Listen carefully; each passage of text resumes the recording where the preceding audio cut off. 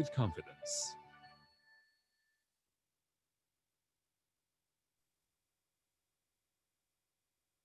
Hello, ladies and gentlemen. Welcome at the virtual mini conference of the 3SIIF, which stands for the 3Cs Initiative Investment Fund.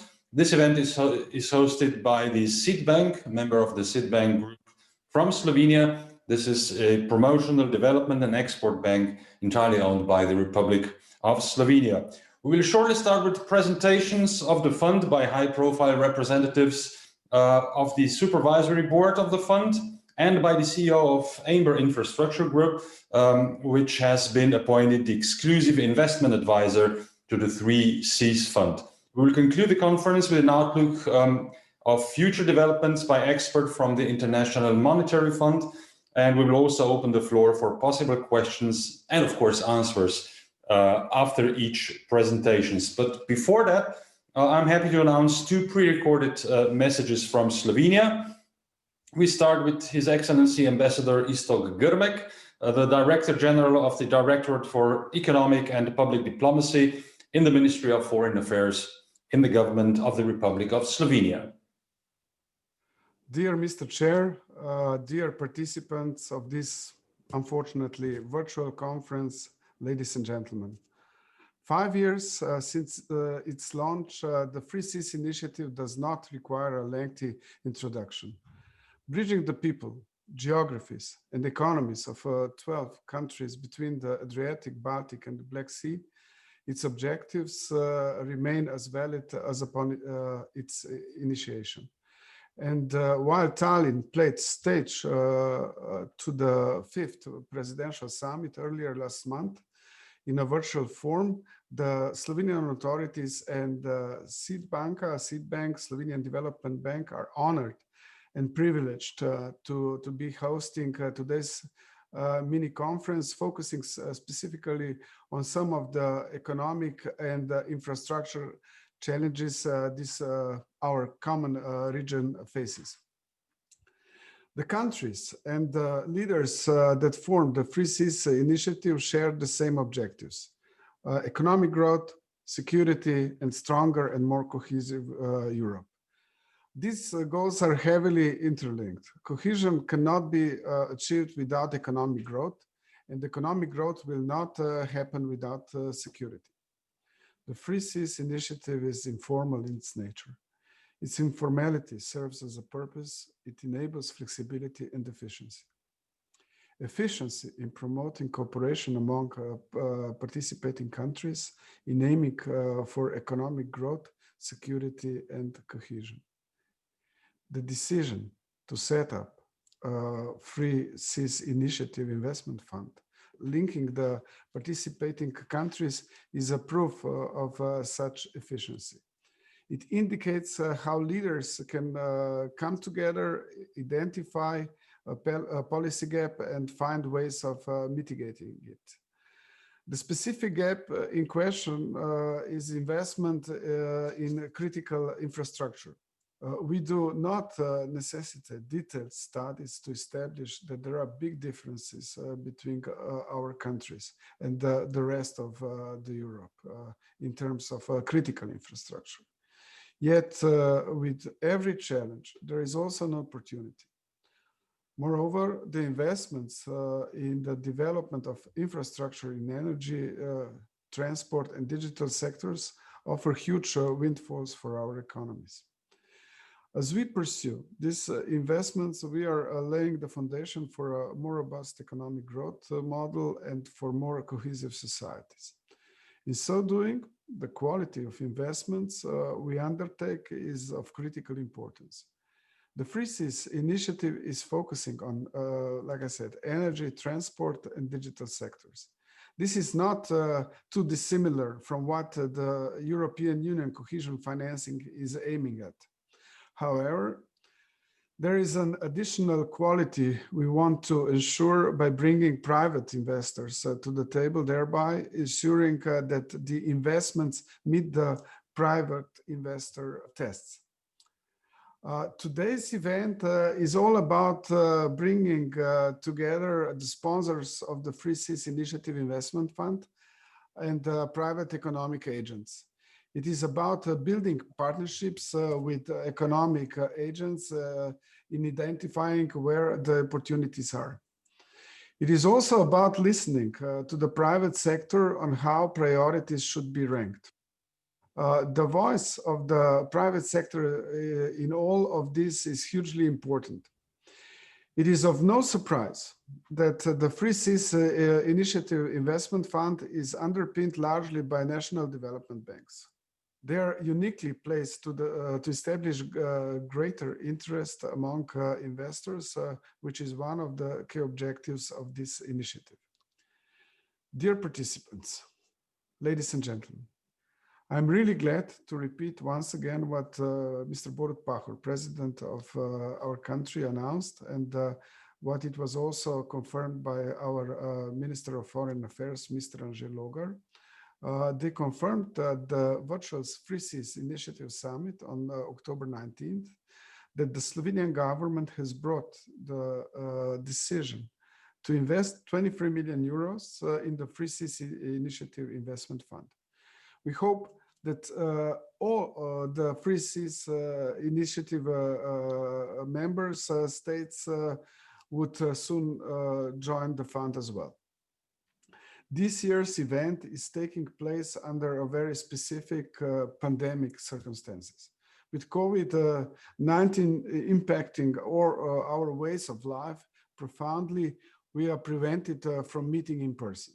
Such was also the case, like I said, for the Tallinn Virtual Summit, where our Estonian colleagues, friends, and partners put across a compelling case for smart connectivity. Smart connectivity also finds ways of staying in touch when we cannot meet in person. So therefore, on behalf of the Slovenian authorities, I would like to extend a warm welcome to all the participants of today's event. Wish everyone to be smart about how to connect and to encourage all of us to pursue the objectives of gearing up our investments as our citizens and the economy expect us to rise, the better challenge of building better infrastructure. Thank you for your attention. I wish you a successful conference, and what is most important, please stay safe. So this was Ambassador Grmek. He can't be with us in the moment. He spoke about the specific situation. He himself is in isolation because we have a COVID-19 situation at the Ministry of Foreign Affairs. It's a virtual meeting, but as we see, virtual is right now the new normal, so it's a normal conference. And now I'm happy to announce the CEO and President of the Management Board of Banka, Mr. Sibyl Svila. Dear ladies and gentlemen, distinguished guests, dear friends, welcome to this year's Free Sea Initiative Investment Fund mini-conference. On behalf of Bank, we would have much preferred welcoming you in Ljubljana. But while the pandemic may be paralyzing our way of life and our economies, it has not paralyzed our ambition to pursue economic development. It is forcing us to think harder about the priorities in terms of economic policy. And it is also driving innovative ways of cross-border cooperation, some of which we have been able to showcase today. The previous speaker, Director General Grmek, alluded to the political impetus behind the Free Sea initiatives and the road traveled over the last 5 years. I would like to underscore that with concrete deliverables. Firstly, if at the impassioned phase, our leaders identify the needs to boost our infrastructure in transport, energy, and digital sectors, we now have a proper investment vehicle in place. The Free Sea Initiative Investment Fund is formally incorporated and ready to play ball. Secondly, if there was at any stage any doubt about the necessary financing, this has been dispelled. The two funding investors, Poland and Romania, are being joined this year by 7 other Central and Eastern European countries and the US International Development Financing Corporation, bringing the level of commitments beyond the €1 billion range. I'm delighted to be able to count Seed Bank among the core investors and can confirm that we signed last week the subscription agreement with commitment amount of €23 million. All these commitments raised so far ensure that starting firepower and will be able to fund the leverage additional private contribution going forward. Thirdly, the firepower raised is not sitting idle. If in the years past we have been discussing potential priority project with the 3C initiative, we now have a concrete first investment approval in railway industry. We will be hearing more on this later in the program, as well as on additional project pipelines. This means that we have tested our project identification, assignment, proposal, and approval cycle, and we are ready to act.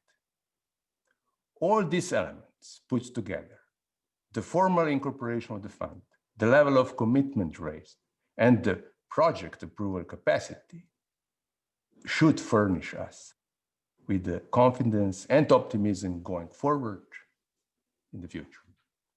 Ladies and gentlemen, let me be clear on task at hand. Colleagues from IMF will be presenting the conclusions of their weekly publications later in the afternoon. They will point to the size of the investment gap in Central and Eastern Europe.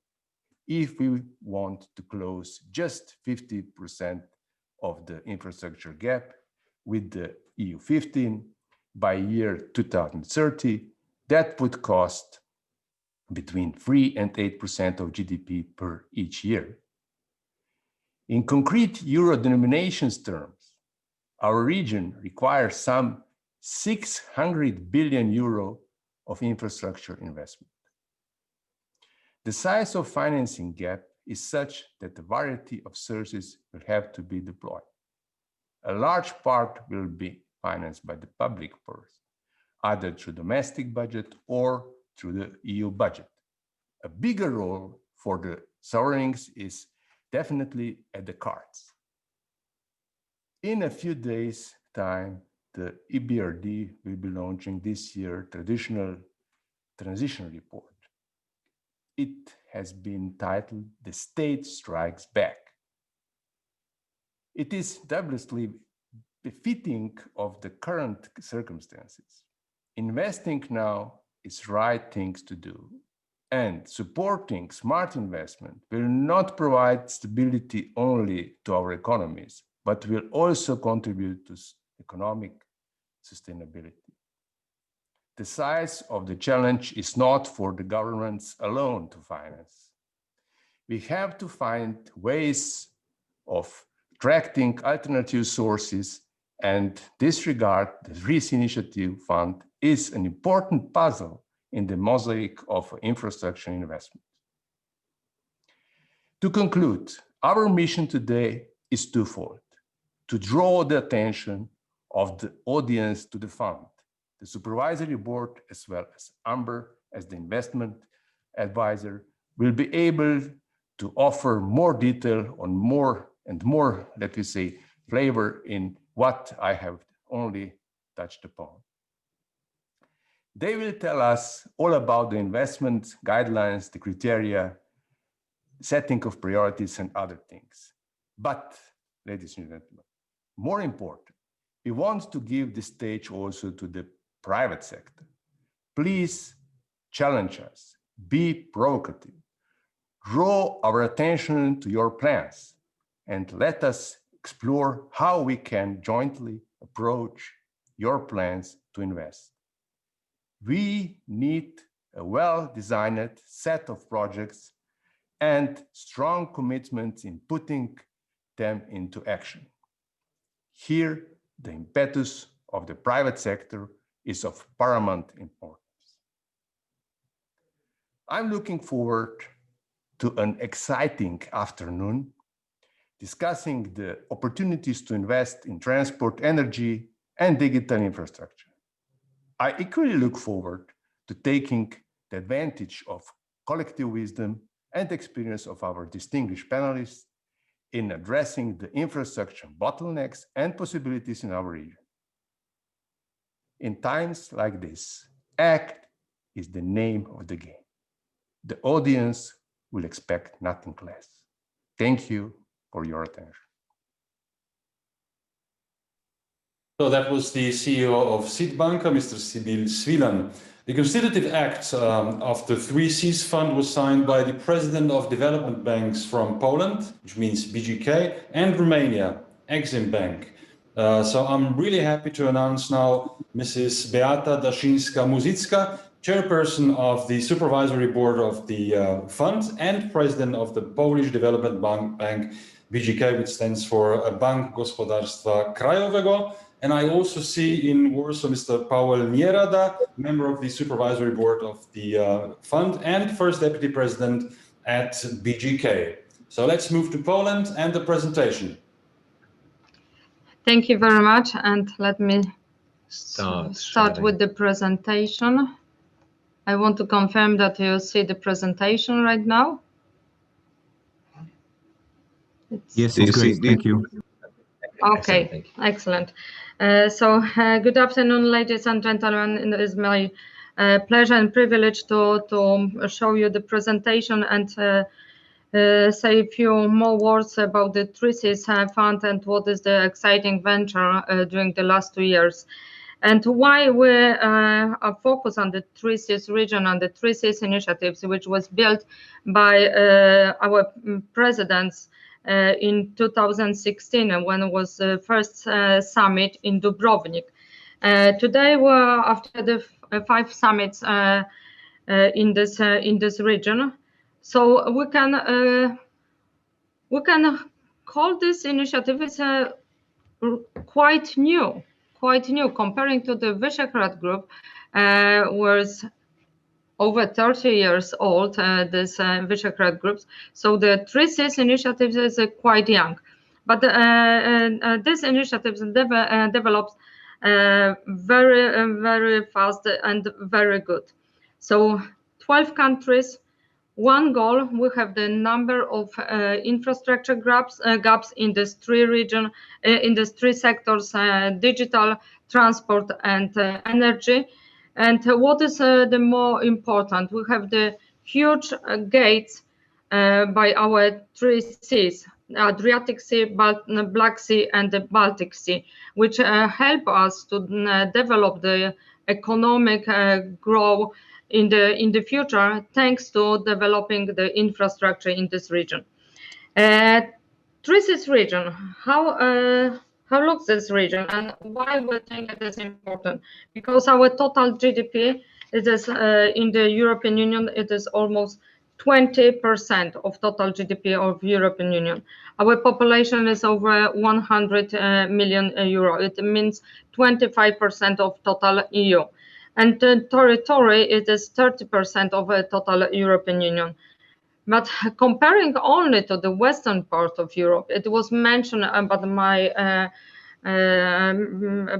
pre-speakers and also by President Sibyl Svilan, we need almost 600 billion euro to fill in the gaps in this region, to boost our economy, to build the connectivity in this region, in infrastructure, so hugely important infrastructure like roads, railway, and other infrastructure. As you can see on the next slide, we split into these 3 sectors: transportation, energy, and the digital. And this is a huge amount of money that we need in this region. But only through this investment, we will be able to develop our economy and to build the better life for our next generation. We have this data for these figures, which shows this 600 billion based on spot data report, but we also can find the same information in infrastructure Central, Eastern and Southern Europe, which was released in September 2020, this year, 2 months ago, by International Monetary Fund. And our Polish Economic Institute also. So we have the huge, good documentation that shows and confirm that now is the time for investment. And especially on the next slide, as you can see, the Monetary Fund confirm that now more and better public investment it is as a huge trigger to repair our economy in entire European Union, in this region, Trisis region, and in Europe in entire around the world. Especially the smart money that we spend for investment and to build the better infrastructure in this region, which help us to increase our turnover and trade in this region, but also created a new supply chain on the axis north-south. So this is the more insight on the region, but how everything has started. After the second Trisis summit, as you can see on this slide, we together with my management board sitting in our boardroom, and we are thinking what we as a financial institution can do for this brilliant Trisis initiatives on the presidential level, how we can support them in these initiatives. And we came up with an idea. Okay, let's set up the fund. Let's set up the fund, Trisis fund, which help us to address some the infrastructure needs.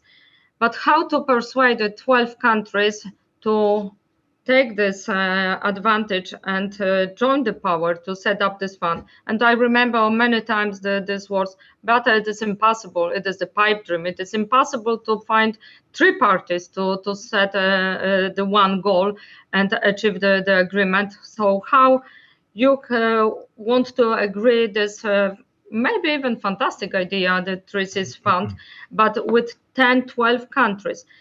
So we spent a number of hours traveling and meeting with our colleagues from development institution to persuade and show what is the potential, what is the huge opportunity to join the power and to show our needs in this region through this whole perspective, all this region, not only country by countries, how we can raise the voice on the in the European Union as a region, post-communist region, which has huge investment gaps.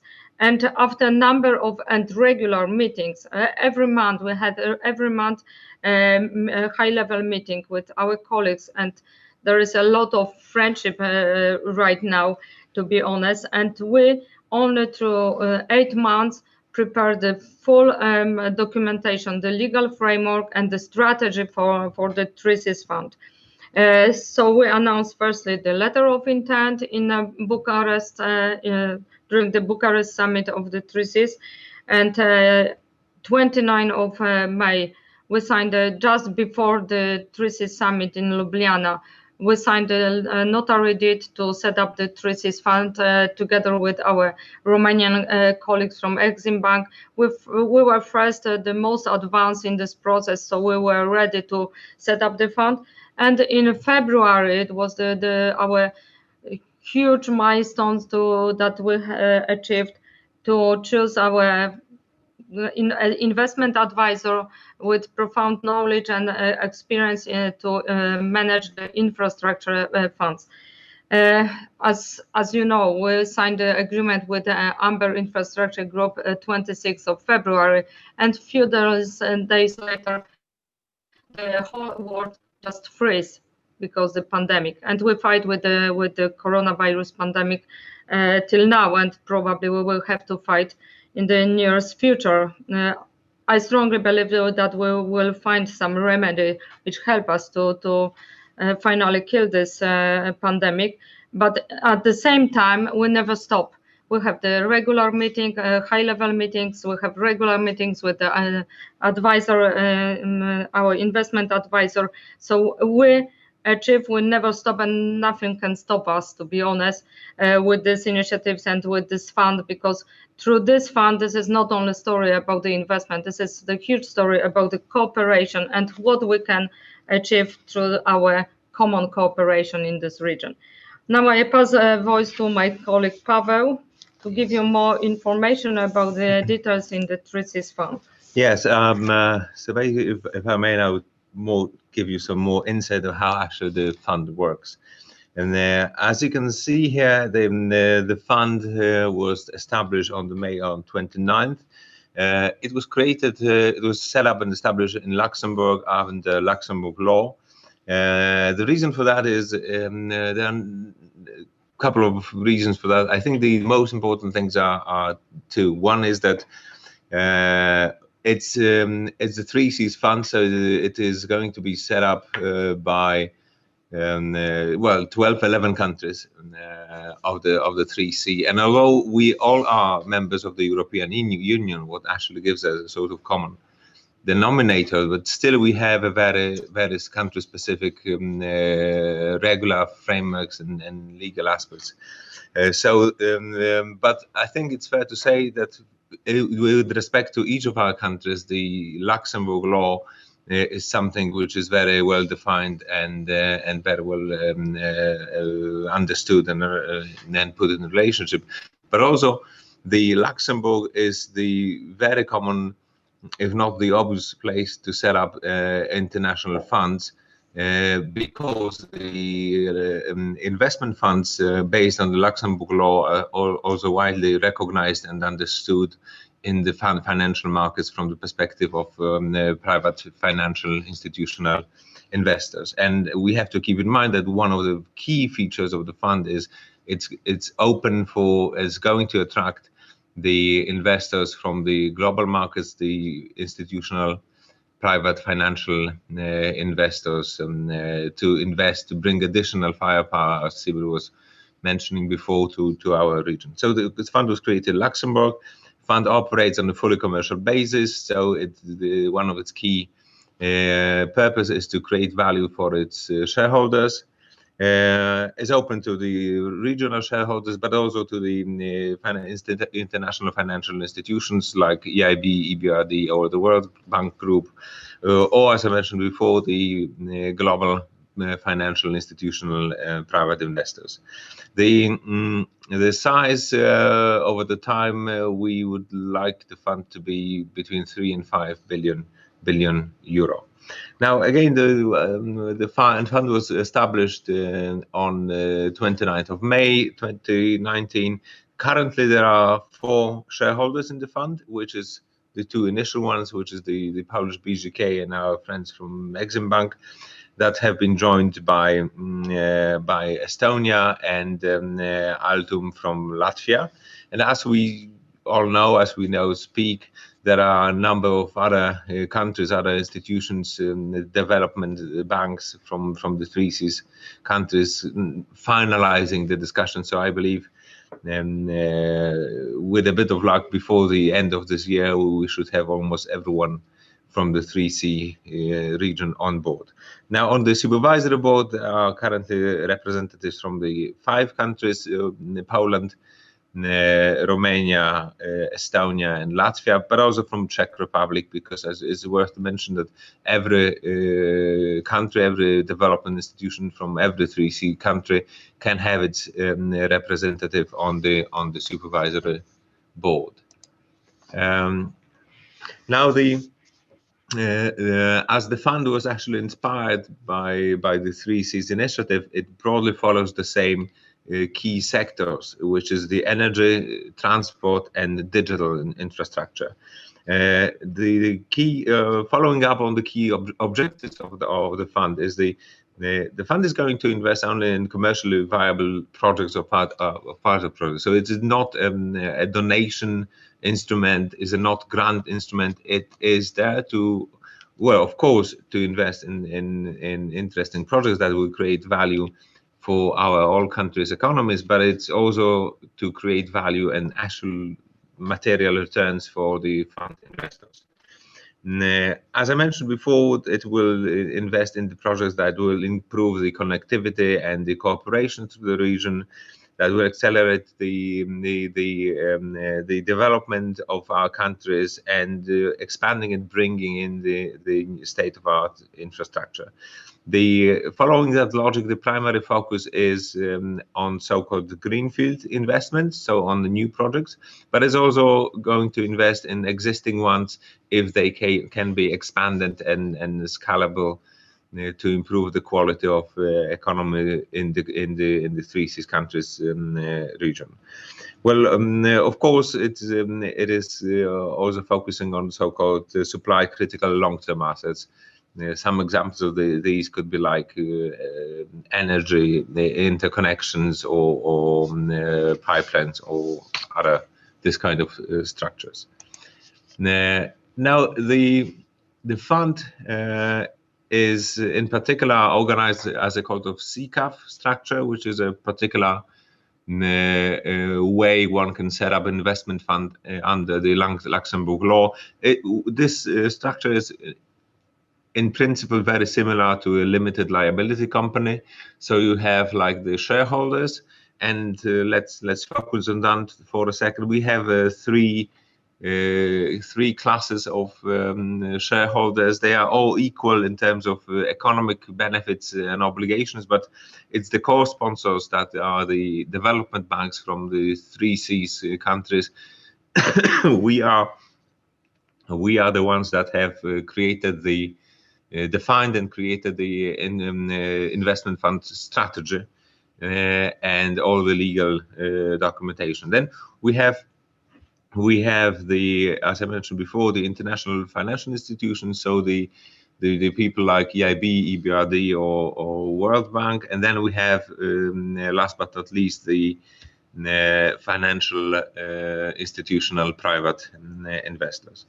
Then we have a supervisory board, to mention who's on the supervisory board, who can be on the supervisory board, and then we have the management board.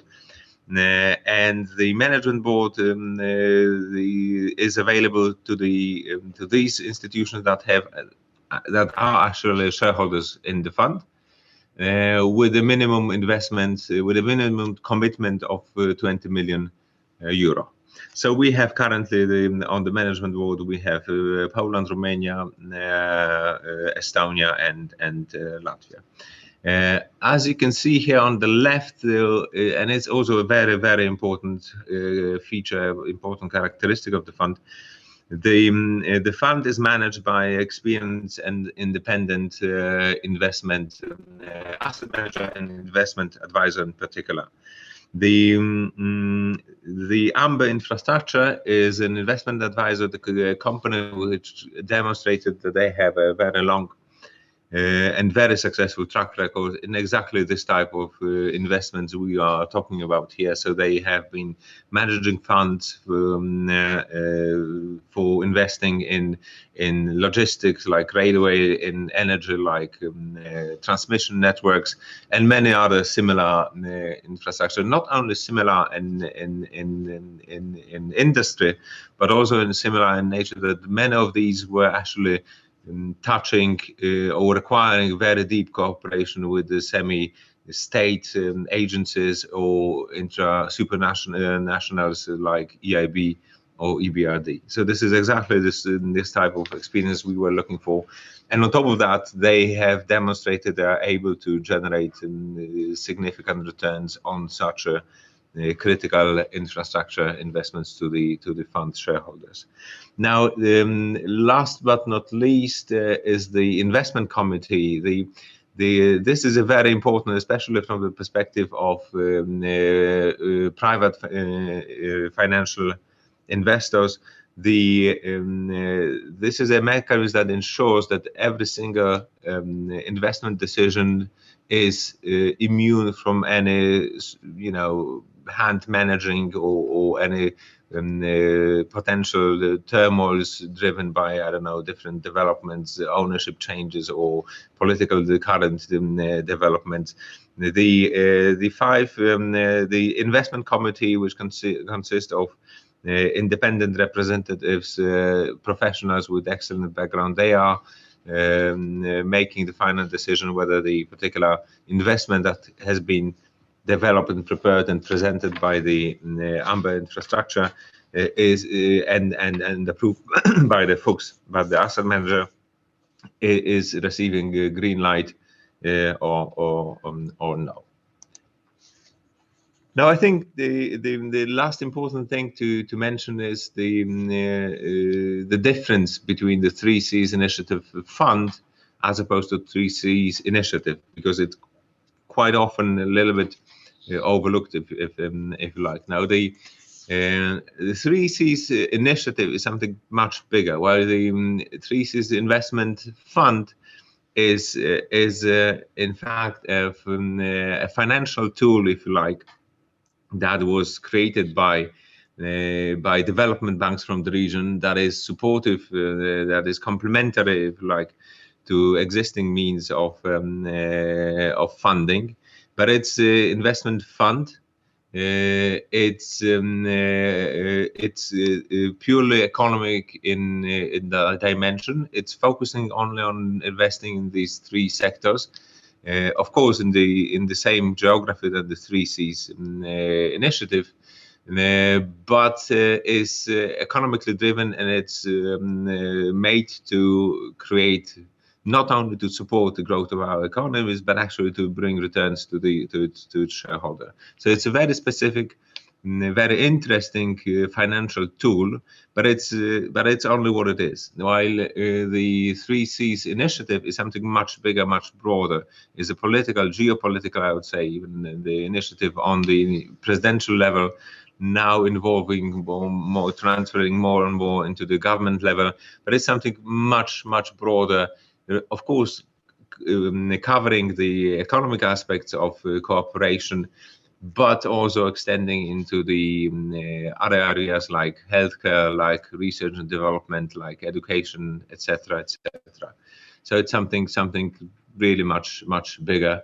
While the 3Cs in an investment fund, it is an economically commercial driven investment fund that, of course, will support the growth of the economies, but it's there.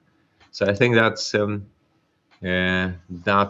all from our perspective, and I understand we will pass on to the Amber, because I understand the Amber infrastructure is there to continue the story, if you like. Absolutely. Thank you very much, Pavel. Thank you, Beata, as well. So my name is Gavin Tate, and I'm the CEO of Amber Infrastructure, which is one of the largest dedicated infrastructure managers and investors across Europe. We manage 6 infrastructure funds and have over 140 investment professionals operating out of 10 offices. And in February of this year, as Beata kindly mentioned, we were very proud to be appointed as the investment manager for the 3Cs Initiative Investment Fund.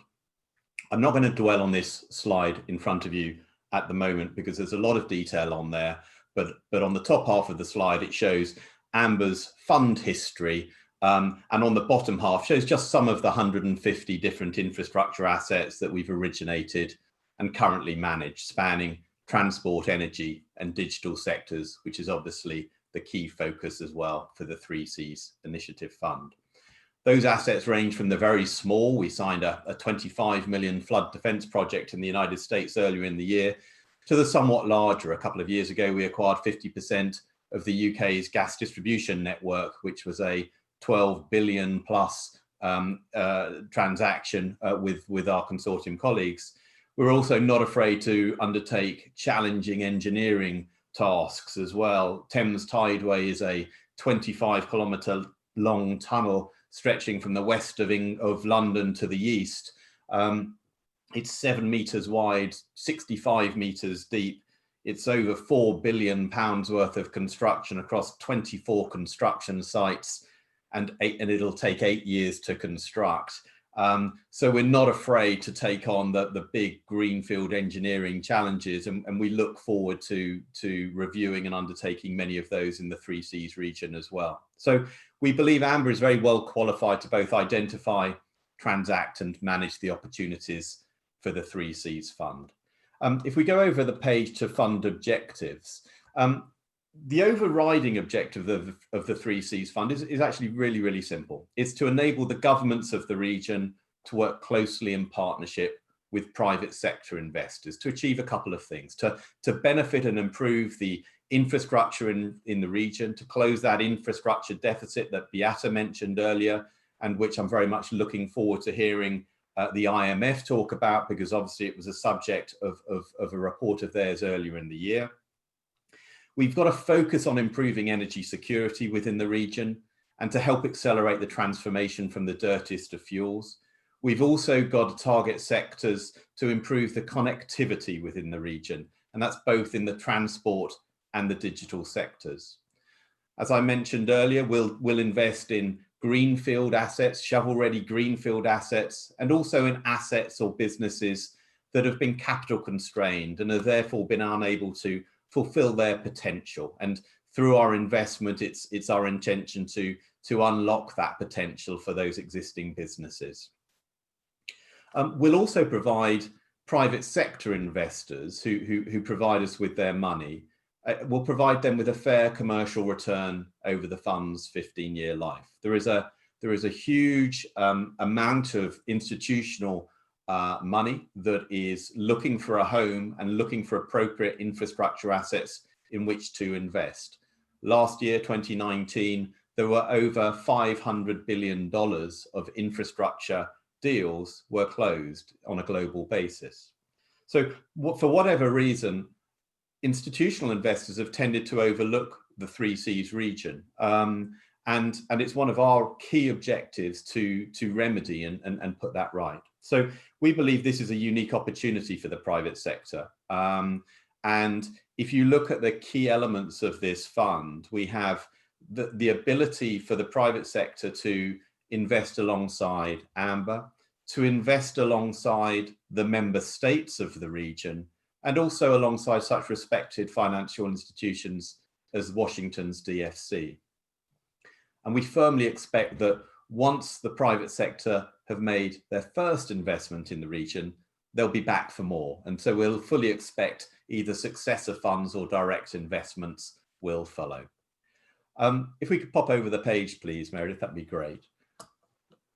This is a chart, somewhat simplistically, shows the possible influence the fund can have on the region's infrastructure.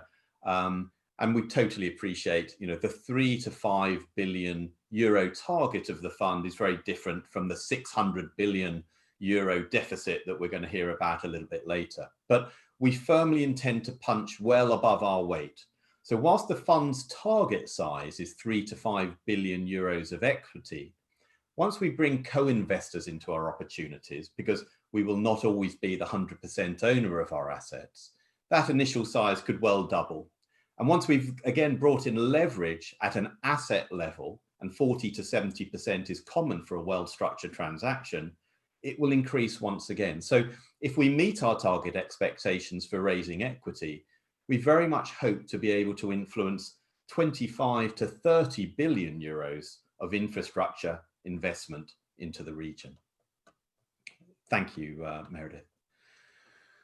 I thought it was worthwhile just maybe touching on the impact of COVID, and obviously the reason why we're all talking to each other through Zoom and not meeting in person. And I think that was a great shame, certainly looking at that, the introductory presentation of all the delights of Slovenia. So very much hope that once this second spike is over, we will all be able to meet in person. But we were appointed back on the 27th of February, and within a couple of weeks, obviously, COVID shut down the greater part of Europe. We are firmly of the view, and I think this is borne out, that actually COVID has more demonstrated the need for such funds as the 3Cs Initiative Fund. It's shown that neighbouring countries need to work and cooperate much closer together, that the supply lines, the existing supply lines that we have throughout the region are often overextended, sometimes all the way back to Asia, but they're overextended and they can be made more efficient. So we want to both shorten those supply lines and make them more efficient, which are objectives of the 3Cs Infrastructure Fund.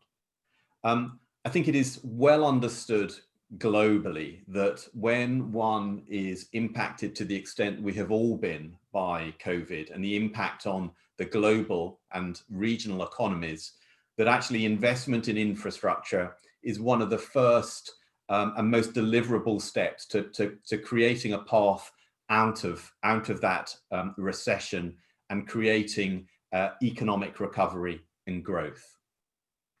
Since we have been appointed, since Amber has been appointed, we've opened up 3 offices in the region. We've recruited very heavily to ensure that we're able to respond to the demands of the fund. And to date, we've also reviewed well over 100 separate opportunities to invest. I'm now going to hand you over to Joe Phillips, who heads up our origination activities, and he can talk to you a little bit more about that activity and also the processes related to making those investments. Thank you. Thank you, Gavin. Good afternoon, everyone. My name is Joe Phillips, and as Gavin said, I'm a member of the origination team. Our job is to find potential investments and build pipeline for the 3Cs fund, to make investments and then to manage those investments. I'll briefly take you through how we approach finding investments and give you a case study of our first investment, which was made a couple of weeks ago. So the first thing is that as has been said before, the fund is there to provide capital throughout the 3Cs region. So our target geography are the countries within the 3Cs region, and we can do projects within those countries and also within the bordering countries as long as they involve at least one of the 3Cs countries. So anything that improves connectivity within the 3Cs region or between the 3Cs and its neighbouring member states or other countries to the east is a positive and we can consider. We've talked about the sectors that we cover and the size, but I'll briefly cover that as well. We cover energy, transport and infrastructure. To give you some examples, because I think examples always work better. Within energy, we cover generation, transmission, energy efficiency. The only things we don't really do within energy are coal and nuclear, but we do invest in gas assets. Within transportation, we have a very broad mandate within the fund to include everything from road, rail, inland waterways, ports, airports, anything that fits within transport infrastructure and improves connectivity within the region. And finally, we have digital infrastructure, which again is broad. To pick a couple of examples, fiber networks improving connectivity within the region and data centers along with 5G would all be areas of interest to the fund. So they're the sectors we target. We have a collaborative approach. What we like to do is meet the advisors and project sponsors and governments within each country, work out what opportunities are there, and then work with them to build that pipeline of potential investments. In doing all of that, of course, we need to achieve some geographical diversity within the region, and that is one of the core objectives of the fund, is to build a geographically diversified portfolio. And finally, as been said by a number of the previous speakers, the fund is commercially independent. The investment decisions are made by professional investment teams, and the primary objective within the investment strategy and objectives is to make an appropriate return for those investors. If we could move on to the next slide. There are, as I think some of you will know, a list of priority projects which have been nominated by the shareholders in the fund, but we also seek broader opportunities in the market as well. So in the priority pipeline, we tend to engage with governments to understand which of those projects are commercially viable within the investment period of the fund. Whereas in the private market, what we're trying to do is meet with local advisors and project sponsors and develop relationships, tell them about the fund and discuss potential opportunities. Once we've done that, of course, we go through a relatively straightforward process of trying to ensure that we have the right partnerships in place for project delivery, and then ensuring that we understand the risks and we can de-risk the investments as much as possible in order to get us to a situation where we can make a successful investment, and working with those local partners then deliver a successful construction program or asset renewal program. So a lot of it, this is all about collaboration. It's all about being working with local advisors. And I think one of the things we have been doing over the last 6 months, although with some limitations due to COVID, is trying to spend time in each of the countries to get to know the government ministries and civil servants, as well as the local advisors and companies that are involved in these projects. We were actually in Slovenia at the end of August, beginning of September, and we hope to return again soon. If we could move on, please. So this slide is designed to show at what stage we will become involved in a project. So we don't take pure development risk at the left-hand side there. So we're investing in projects or companies, not ideas. So we expect a project sponsor to get a project through from an idea or a development idea through to at least some of the planning being done, so that the point at which we invest is when there is real clarity around the project. It's capable of going ahead without any major third-party impediment. And that can be either at the end of that planning and engineering design period or during construction. We will actually also invest in existing assets where those assets require substantial modernization, replacement, or expansion. The key being that we are investing in asset creation. There needs to be significant capital expenditure, creating new assets on the ground. That's the whole raison d'etre of the fund. And then obviously once we've invested, we work with the company to ensure that during the operational period, particularly at the start of the operational period of the asset, we all see a successful outcome. As someone said to me yesterday on an investment committee, things rarely go according to plan, but it's very important that when things start to veer off course, we're actively engaged in fixing them.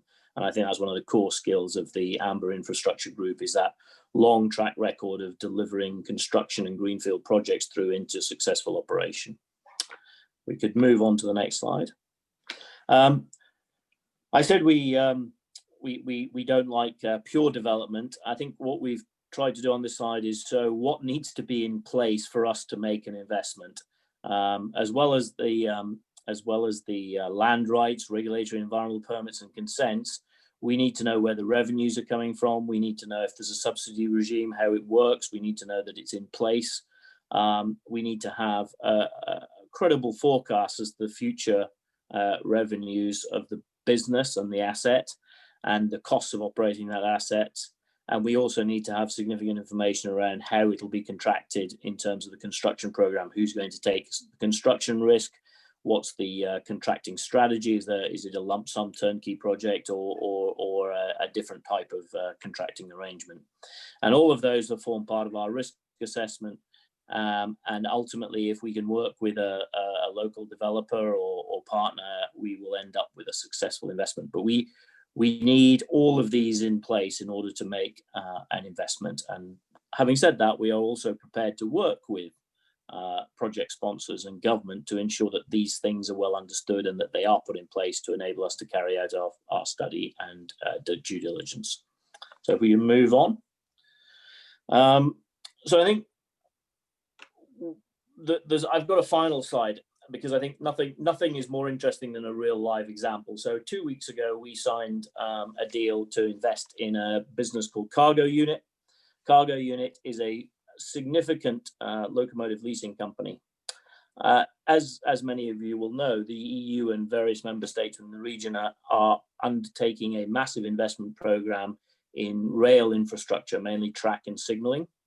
And as that goes through, and there's 5 to 10 years to go, the requirement will be for replacement locomotives that can operate across the region and form a core part of intermodal freight within the region. And we acquired this business for the fund because it has a very substantial fleet of locomotives that operate in the freight sector.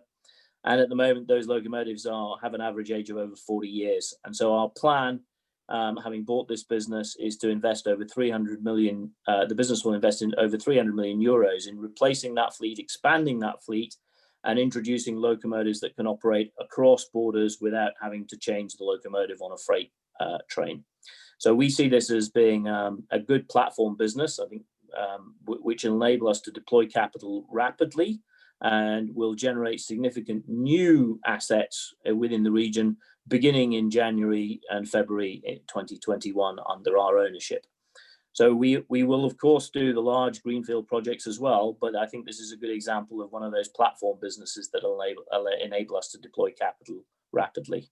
So that's my final slide. I think what's important is that we engage within Slovenia with project sponsors and advisors, and I very much look forward to coming back again to Ljubljana.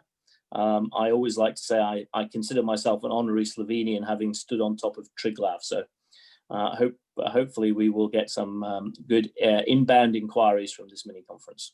Thank you, everyone. Back to you, Gavin. Thanks, Joe. And I think it's probably actually back to the chairman, actually. Okay. Thank you very much, Mr. Tate, Mr. Phillips. A lot of honorary Slovenians around there, so welcome to the club.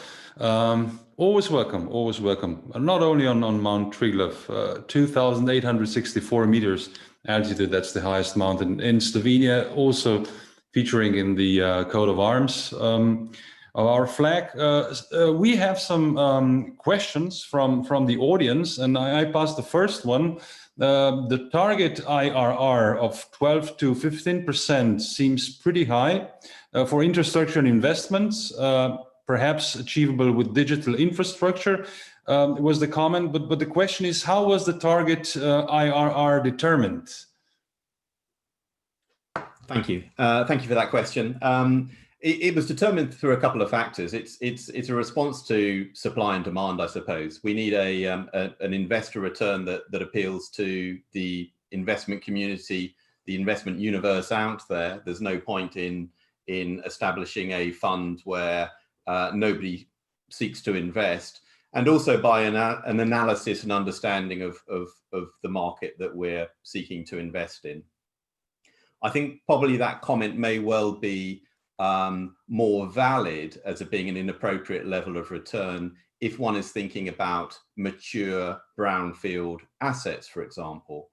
But as Joe said, one of the objectives of this particular fund is to actually invest in greenfield or in projects that are capital constrained and that need further investment.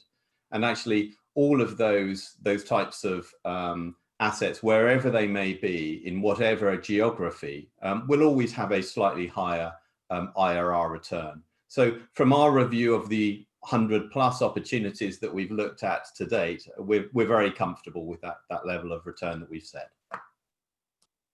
I have another question, a tricky one perhaps, but that's the Slovenian way, I would say. Is Amber going to invest in the fund too?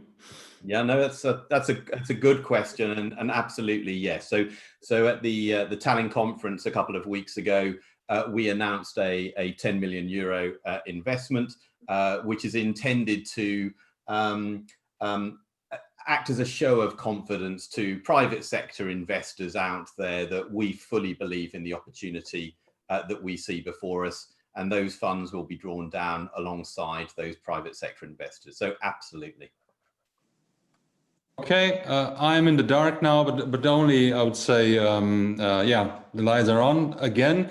One question which was quite often asked in our press conference in the morning was, will there be any investments also in the health infrastructure because of the COVID situation and because of the need also of these countries to do something more in this regard? It's a very good question. Our target sectors are transport, digital, and energy, and therefore, as a consequence of that, health is not at the foremost. It is a very pertinent question and obviously very relevant to our times. And we have been asked in a lot of geographies in the last 5 or 6 months about the potential and possibilities of setting up a separate health fund. And that is also a possibility. But for this particular fund, the focus is transport, digital, and energy security. Okay, fair enough, very clear. Well, we have answered all the questions so far, so really thank you very much, Mr. Tate and Mr. Phillips. Good luck to Amber. Now we know more, and if there are any other questions appearing out after, you're of course also open to answer questions directly. And of course, when you come to Slovenia, as I said, always welcome. So thank you very much to Team Amber. And now we go on to Team International Monetary Fund with a report about Central, Eastern and Southeastern Europe after COVID-19. We're still in the midst of it, so we're looking forward to the time after COVID-19, securing the recovery through wise public investment. I welcome online from the headquarters of SIT Bank, Mr. Kamil Dipčak, Mr. Raju Huitrum, and Mr. Andreas Jobst, all from the International Monetary Fund. I won't ask you if you have already climbed Mount Triglav, but I can say Mr. Dipčak is an economist with the IMF Fiscal Affairs Department. Mr. Huitrum is an economist in the Emerging Economies Division in the European Department of the IMF, and Mr. Jobst is the senior economist in the IMF's European Department, where he covers the financial sector, monetary policy, and macroprudential surveillance for the euro area. So IMF team, rock and roll. I don't know what your how you would present, but you all three have the floor now, so enjoy it. Thank you very much. My name is Raju. I'll just put up the slides. Yeah, so just a second.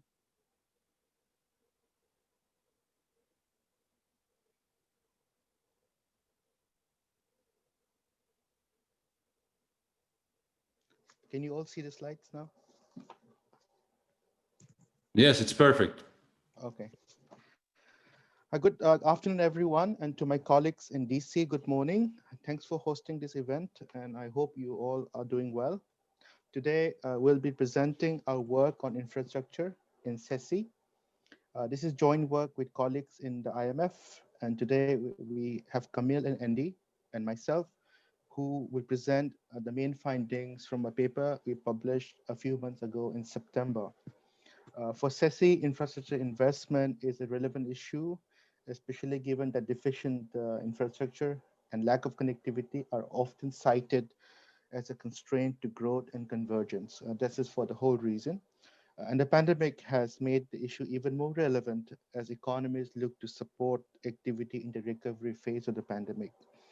Our study also has a special focus on cross-border infrastructure investment, and this is inspired by the 3Cs initiative. The goals of this presentation are threefold. First, we benchmark SESI infrastructure against infrastructure in the older European member countries, which we call the EU15. Second, we assess the macro impact of higher infrastructure investment. And finally, we discuss what policies are needed to maximize the return of investment in the region. So coming to the first part, the core idea here in the benchmarking exercise is to compare infrastructure in SESI relative to the EU15, which we take as a peer group. We start with a very broad measure of infrastructure, the stock of public capital. This, of course, is an imperfect proxy. According to this measure, the gap between SESI and EU15 is white. Public capital stock per capita in SESI in orange. In the left chart is only about half of that of the EU15 in red. Within SESI, there is, of course, considerable heterogeneity, with the Western Balkans having less than a third of the per capita public capital stock of the EU15, and the SESI EU being closest to the EU15 level. SESI's deficiency in public capital stock is despite the fact that their public investment rate as a percent of GDP has been broadly on par with the EU15 in this decade, as shown on the right chart. In addition to public capital stock, we have looked at physical measures of infrastructure, such as electricity, roads, railways, internet densities, and these sectors reveal similar gaps, not only in terms of the quantity of infrastructure, but also the quality. Now, how do these gaps translate into investment needs in terms of a monetary amount? For this, we simply assume that SESI countries close half of the currently estimated gaps related to EU15 by the year 2030. We then apply unit costs available from the literature to these gap estimates. We perform this calculation sector by sector and then aggregate to get an overall estimate. Our estimates are shown in the yellow shaded area. The A, B, C estimates, they differ only for the transportation category, where we use 3 different ways to measure gaps. Overall, our estimates suggest that in the next 10 years, between 3 to 8% of GDP per year would be needed to close half of the infrastructure gap in terms of quantity with the EU15. Of course, more would be needed to close the gaps in terms of quality and also to make the infrastructure stock climate sensitive. Nevertheless, let me caution that these are not investment recommendations for which many other considerations would also need to be factored in. Until now, we have documented that the region which SESI lags behind the EU15 in terms of infrastructure, both quantity and quality. But what are the benefits from investing more in infrastructure? This is what we explore in this section. So let me start with some empirical estimates, and my colleague Camille will talk about model simulations. Here, we are going to show the impact of GDP following public investment booms. What I mean by that is that these are periods of significant and sustained increase in public investment to GDP ratio. To set the stage, I'll show some general results that apply more globally. The left chart shows the dynamics of output in cumulative terms following episodes of public investment booms. As you can see from the left chart, the output impact is actually quite persistent, which is consistent with the persistent impact that boom episodes have on public investment itself, which is shown on the right chart. So taken together, what this means is that the implicit multiplier, the change in output for euros spent on 0.7. This suggests that public investment can have a sizable bang for the buck. Let me now show you some estimates specific to SESI, which is on the left chart, and the EU15 on the right. The increase in output following an infrastructure boom is larger in SESI. So overall, this suggests that a larger returns from public investment in SESI related to the EU15.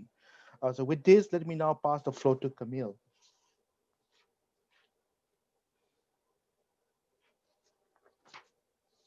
Good afternoon, Raju, thank you. And I would like to thank you, the organizers, for the interest in our work. So I'll present a model-based analysis of infrastructure investment. In our simulation, we distinguish between 4 subregions, 4 SESI subregions, but the results I'll be presenting soon apply only to a group of Central European countries that are not in the Eurozone. The full set of results can be found in our report that was published recently. Next one, please. So in all our simulations, we assume a stylized shock that brings infrastructure investment above its baseline level by 1% of GDP for next 10 years. And I will present simulations that look at 3 main topics. First, we analyze the impact of different financing options. Second, we will look at the implications of higher efficiency of infrastructure investment. And third, we analyze whether infrastructure projects could lead to larger benefits or whether cross-country infrastructure projects could lead to larger benefits than individual country infrastructure projects. And this scenario is in particular relevant for initiatives such as Free Seas initiative, as it focuses on strengthening connectivity within the region. Next one, please, Raju. So we first simulate the implication of alternative financing options for the impact of infrastructure investment on the economy. Here, we assume that infrastructure investment is financed by larger public deficits and accumulation of public debt.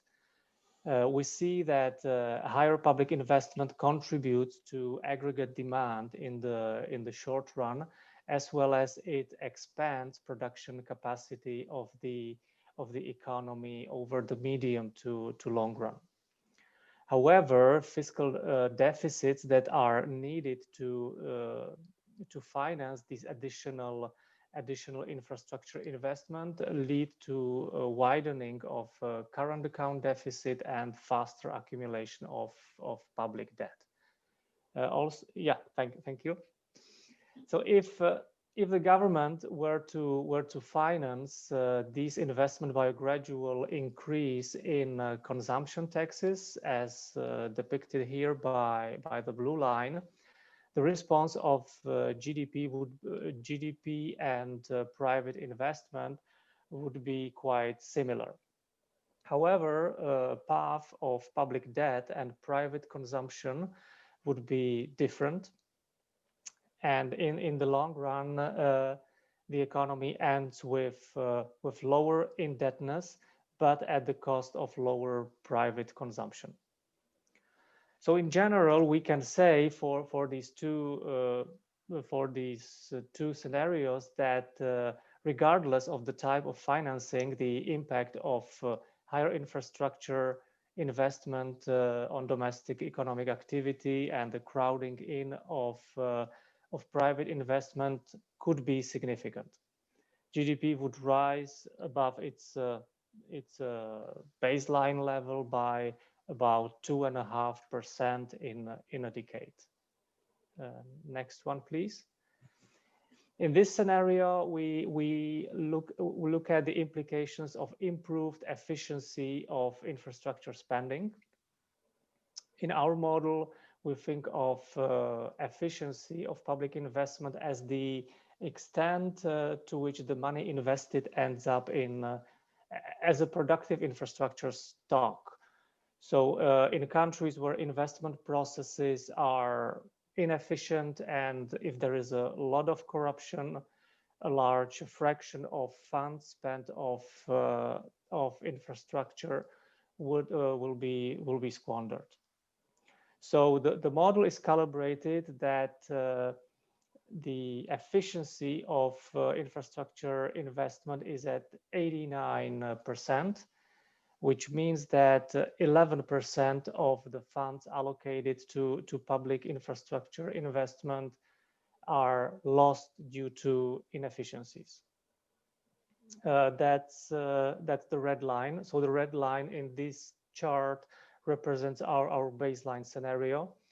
The green line represents our scenario where efficiency of infrastructure of public investment is increased by 10%, and not surprisingly, higher efficiency of investment leads to larger bang for buck, as one would say, and GDP would be higher by additional 0.5%, and private investment and private consumption by about 0.25%, still for the same amount of money invested, only by improving the processes. Next one, please. Finally, we look at the impact of large infrastructure projects. So in this scenario, we analyze what would be the impact of infrastructure investment if it was coordinated across sub-regions. So in other words, we assume that investment shock of 1% of GDP would happen in all CESI countries at the same time for next 10 years. In addition, we assume that this coordinated investment effort would improve connectivity among regions and would gradually lead to a decline in non-trade barriers by 5% over next 10 years. So when we look at the chart, the red line is our baseline scenario, which we've seen so far in previous slides, and it represents a situation where public investment is proceed in one region only. The blue line represents a situation where the coordinated investment push generates positive spillovers and will lead to a gradual decline in the non-trade barriers across regions. The green scenario on top of this assumes improvement in public efficiency. And finally, the orange dashed line represents situation where we assume that this coordinated infrastructure investment is supported by accommodative monetary policy. That means that the policy rate will be kept low at the current level and will be adjusted upwards only to a very, very limited extent. So all these results suggest that in the current conditions of a plenty of economic slack, if public infrastructure investment is done right, that means with greater efficiency and in a coordinated manner across the regions, then public investment could bring significant dividends with 4% of GDP, with 4% higher GDP and faster convergence over the medium term. And let me stop here and pass on to Andy. Thank you very much, Camille. Mr. Chairman, before I start, in terms of time management, we have about 8 or 9 minutes in the policy section. So what I propose to do, we get started with that final part of our presentation. But if you feel that we're getting too squeezed in terms of time, please give me a 2-minute warning or stop me. The presentation slides, I believe, are made available to attendees anyways. So I would think, we should prioritize discussion and leave enough time for Q&A. But with that understanding, I would proceed, correct? Yes, no problem. Time is money, but we have time. Thank you very much. So our policy discussion, the last part, builds on the results of the empirical estimation and the macro simulations Raju and Camille just presented. We start by first exploring the role of infrastructure investment in a post-COVID recovery and the policies needed to enhance the efficiency of public investment. We believe that only countries with appropriate infrastructure governance will be able to mobilize resources for infrastructure projects through greater private sector participation and cross-border collaboration. Next slide. Another one. Thank you. The COVID-19 crisis, as we've also heard from Amber, clearly raises the need for more and better infrastructure. Public investment is a common fiscal stimulus tool due to its higher multiplier effect. You saw that in the nice slides Raju presented, especially during recessions when there's enough slack in the economy, but also given its discretionary and lumpy nature, it has a big impact. Since fiscal space is limited in many countries, public investment could also attract private long-term investors at a time when corporate investment is subdued amid continued uncertainty about the recovery path. In an environment where we would hope that public investment is scaled up, effectively doing so would require strengthening infrastructure governance to achieve efficient public investment and more integrated risk management. As fiscal constraints become more binding over time, governments would also need to focus even more on projects that are well planned, selected, and implemented that can enhance long-term socioeconomic resilience, especially in the area of green and digital infrastructure, as we've heard. This also includes upgrading existing infrastructure. And finally, some countries might face capacity constraints, for instance, in procurement systems or in access to labor, capital, and materials for effectively scaling up investment. So exploring opportunities for cross-border collaboration could be one way forward. Next slide.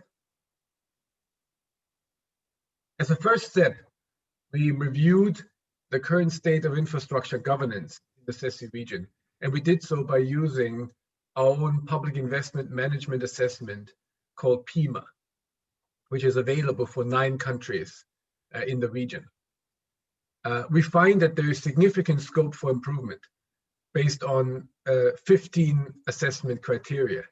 The scores for these criteria are shown as blue shaded areas in these 2 spidergrams in front of you. The design of public investment institutions, shown in the left spidergram, tends to be better than their effectiveness, shown on the right side. CESI countries, on average, score similarly to emerging market economies, shown as a red line. However, the effectiveness of public investment management is far below that of EU countries in almost all areas, as shown by the green dotted line. We also need to recognize that there is significant cross-country variation in the region. So some CESI countries do exceedingly well relative to the EU, whereas others are still far behind.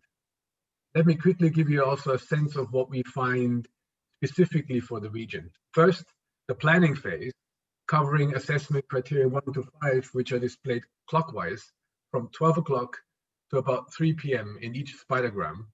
Most CESI countries could do better in integrating national and sectoral strategies. There are also deficiencies in project appraisal, where consistent analysis of costs, benefits, and risks is often lacking.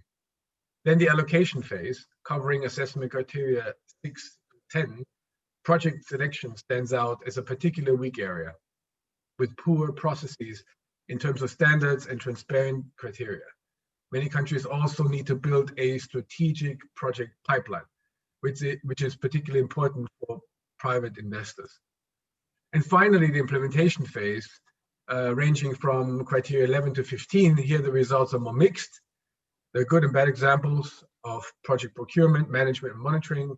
However, what countries share is a struggle in infrastructure maintenance, as well as ex-post evaluation of projects. Next slide. We also designed a survey aimed at specific infrastructure challenges to augment the broad coverage in our existing PIMA methodology, which also speaks more specifically to the questions and challenges raised by the 2 vectors that drive the 3Cs initiative, cross-border collaboration, as well as greater private sector participation. Our focus here was to find out how countries manage infrastructure risk. And we refer to the outputs from this survey in several charts throughout the remainder of the presentation. As you can see in this chart, we achieved good coverage for purposes of the presentation. I would also ask you to focus on the green countries.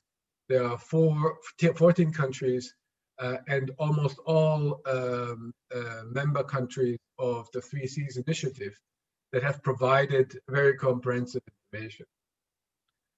Next slide. The national authorities' responses to our survey confirmed the weaknesses I just flagged in my review of the PIMA scores. There are sizable gaps in fiscal risk analysis in most countries. The chart in front of you shows that half of the countries responded negatively to a total of 6 out of 8 questions related to risk coverage, as well as analysis, management, and monitoring of risks in infrastructure projects. Deficiencies seem particularly high in financial management. Only 1/3 of the countries hedge project risk. Next slide. In the remainder of the policy section of this presentation, I will build on these insights from the analysis of infrastructure governance. Let's now explore the 2 important dimensions of the 3 Cs initiative. Next slide. First off, strengthening private sector participation. In this slide, this chart, you can see that in many countries, the private sector, shown in green, is already involved in the economic infrastructure, especially in communications, technology, and energy sectors, where state-owned enterprises, shown as a light blue color, are also more prevalent. The involvement of the private sector obviously raises the bar for proper fiscal risk management to ensure that PPPs achieve efficiency gains, rather than being undertaken to avoid budget constraints. Next slide. Despite having reasonably good institutional frameworks, the mobilization of private capital for infrastructure projects is likely to be held back by risks. Based on our survey, shown here in this chart, changes in tariffs, contract renegotiations, and permit cancellations are quite common and add significantly to the regulatory uncertainty in many countries of the region. Next slide. Now moving on to the second pillar, cross-border coordination. Yes, thank you. Let me briefly touch on Investment EU. We looked at all signed projects of the EU's InvestEU program, also formerly called the Juncker Plan. We found that the CESI region fares quite well. About 20% of all InvestEU supported cross-border projects are cross-border. 20% of all projects sponsored by the InvestEU are cross-border. So they involve pooled financing for multiple countries or single projects that are jointly completed by 2 or more countries. And 80% of those cross-border projects, so 16% of the overall InvestEU finance volume, involve at least one CESI country. However, the slight negative is that there are no cross-border projects that exclusively involve CESI countries only. So that is an important observation, which also came up in the AMBER presentation just before us, that historically, at least, there seemed to be at least one EU 15 countries involved when it comes to cross-border projects in the region. Next slide. We also have done a bottom-up analysis of some cross-border projects by asking authorities to identify projects that went very well and projects that were more challenging to them. Those projects having a cross-border dimension. We found that successful projects share several traits, several common characteristics, and these are, they have clear payoffs, and many of them lend themselves to that clarity of payoffs because they are in transport or energy infrastructure. They adhere to international standards, and they benefit from the EU framework as a basis for transparency and greater coordination. Projects often fail, and that's shown here in the red bubble, because of coordination challenges and implementation delays, as well as efficient procurement practices that translate purely across borders. Next slide. So in summary, and that's another one.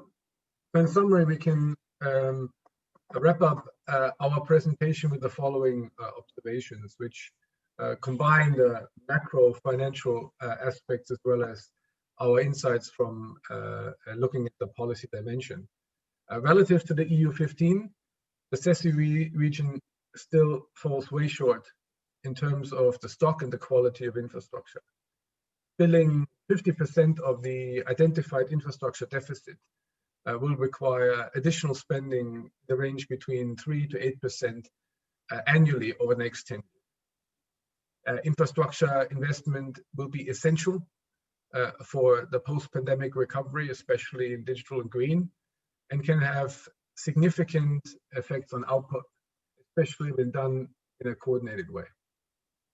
But scaling up infrastructure investment requires better infrastructure governance.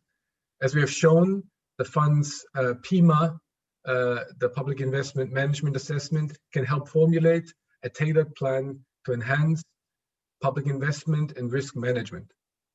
More effective public investment and risk management will also help attract more private investors, which can be a challenge. And as we look over the development during the last few years, there is certainly significant potential also when we benchmark the region to other emerging market regions.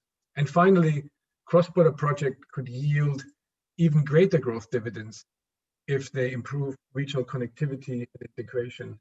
But cross-border projects raise, by their very nature, additional vectors of uncertainty, and those need to be addressed appropriately.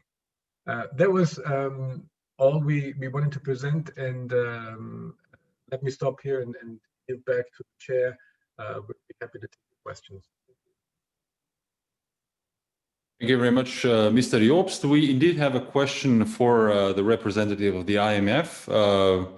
The desire is to put in one sentence. I know that you will perhaps need more sentences. What kind of investments make most sense at this particular point of economic cycle?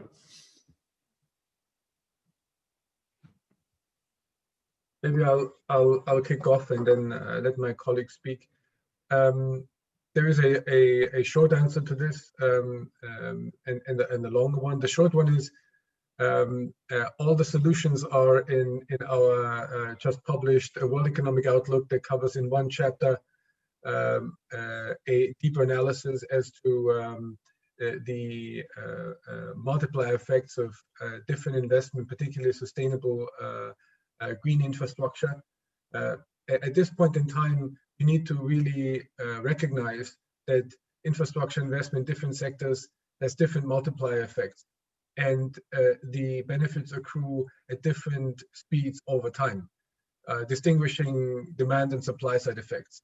At the moment, we clearly have a problem on the demand side, and infrastructure can help a great deal when it comes to supporting demand efficiency through greater consumption. For instance, if you have an infrastructure project in a particular region, workers need to sustain themselves, they will spend money. Governments need to procure construction companies need to procure materials, etc. Those benefit the local economy. So there is certainly a massive short-term benefit to this. And infrastructure projects come with different timelines. So a road transportation infrastructure project will take time, whereas projects that can be put together quite quickly in the area, for instance, of renewable energy, some solar or digital, they could have a very rapid impact on over the short term, supporting demand. If you look more towards the socio-economic resilience in the region, then one should recognize that the longer time horizon or the more ambitious projects that build resilience require early planning. So maybe address the low-hanging fruits first to ensure that there's enough demand support through public investment, and at the same time, in parallel, address the more ambitious, challenging projects that might not have the big demand side effects at the moment, but will benefit the region from a resilience perspective going forward. And that includes certainly many issues of connectivity when it comes to transport, and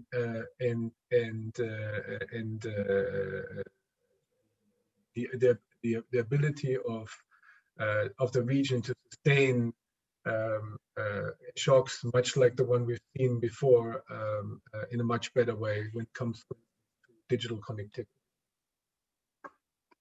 Thank you. I believe we're still connected to Mr. Tate, the CEO of Amber.